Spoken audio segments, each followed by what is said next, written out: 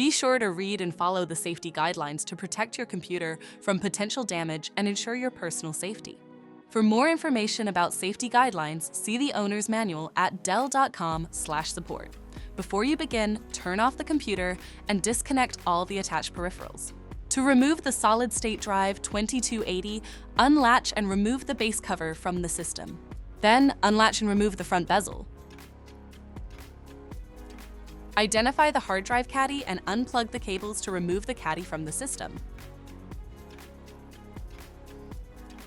Find the disk drive cage and disconnect the cables. Unlatch and slide the cage out of the system. Flip the cage over and disconnect the cables. Remove the cage from the system. Find and unlatch the graphics card to remove it from the system. Lift the Dell Ultra Speed Drive Gen 3 out of the system. Find the base support bracket and remove the 2 screws to remove the bracket from the system.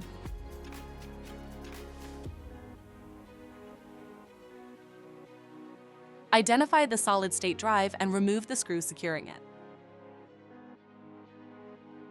Remove the drive from the system. To reinstall the solid-state drive 2280, place it back in the system and secure it with the screw.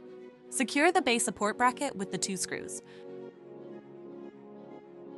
Reinsert the Dell Ultra Speed Drive Gen 3 and relatch the graphics card to the system.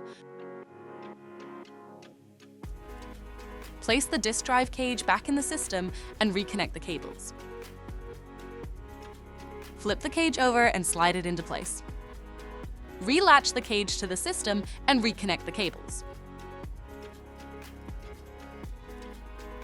Place the hard drive caddy back in the system and reconnect the cables. Relatch the front bezel and base cover to the system.